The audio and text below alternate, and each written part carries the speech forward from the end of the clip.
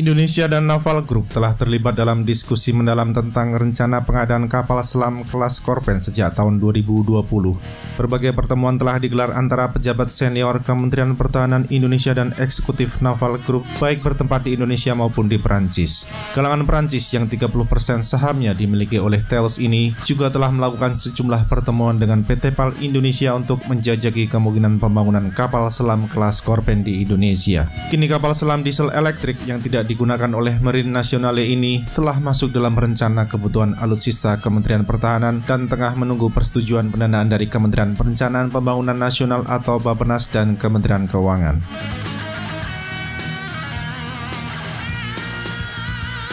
Mengacu pada rencana saat ini, Indonesia hendak mengakuisisi 4 unit kapal selam Scorpène dengan kebutuhan anggaran tidak sampai dengan 3 miliar US dollar. Pembiayaan program pembelian kapal selam kelas Scorpène akan menggunakan fasilitas pinjaman luar negeri apabila disetujui oleh Kementerian Keuangan. Kesediaan kreditor asing untuk membiayai program ini nampaknya bukan menjadi isu, namun lebih pada kapasitas pemerintah untuk menyerap utang baru karena meningkatnya utang luar negeri pemerintah Indonesia secara drastis dalam beberapa tahun terakhir. Isu pembiayaan menjadi sorotan pula karena mempunyai keterkaitan dengan rencana kerjasama industri pertahanan Prancis dan Indonesia dalam pembelian kapal selam yang varian berhasilnya memiliki panjang 75 meter dan lebar 6,2 meter.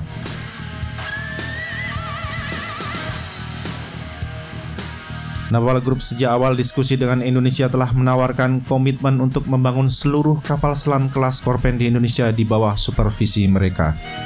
Galangan yang pada tahun 2019 membukukan pendapatan sebesar 3,7 miliar euro ini ingin meneruskan keberhasilan melaksanakan alih teknologi kapal selam kelas Scorpène di India dan Brasil.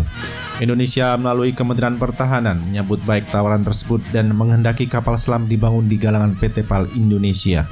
Terlebih lagi, pemerintah Indonesia telah berinvestasi besar untuk membangun fasilitas kapal selam di BUMN industri pertahanan ini.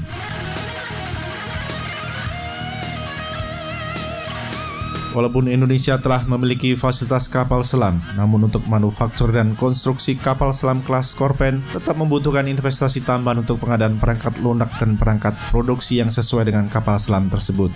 Sebagaimana halnya konstruksi pesawat terbang, pembangunan kapal selam juga memerlukan peralatan produksi yang customized untuk satu tipe kapal selam saja.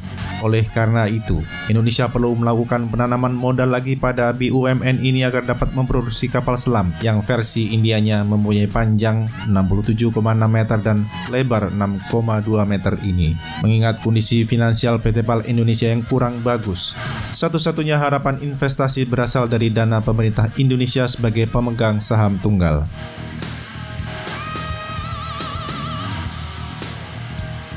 Terdapat kecenderungan kuat bahwa pemerintah Indonesia melalui Kementerian Keuangan tidak akan mengucurkan lagi dana penyertaan modal negara atau PMN kepada BUMN industri pertahanan hingga tahun 2024.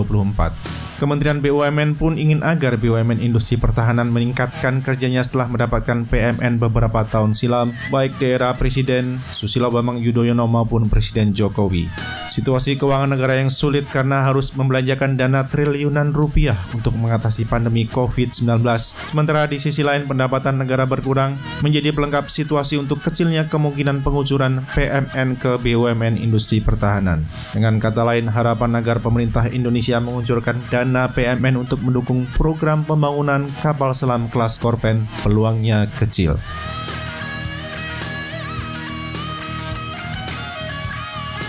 Lalu bagaimana solusi untuk mewadahi kebutuhan alutsista di satu sisi dan kewajiban offset di sisi lain? Salah satu opsi yang tersedia adalah memanfaatkan anggaran pengadaan kapal selam kelas Scorpène untuk berinvestasi perangkat lunak dan fasilitas produksi di PT PAL Indonesia. Apabila opsi ini dipilih, mungkin Indonesia hanya akan membeli 3 unit kapal selam kelas Scorpène, sementara dana untuk 1 unit lainnya dipakai untuk investasi tersebut. Pertanyaannya adalah, apakah opsi ini akan menjadi pilihan Kementerian Pertahanan?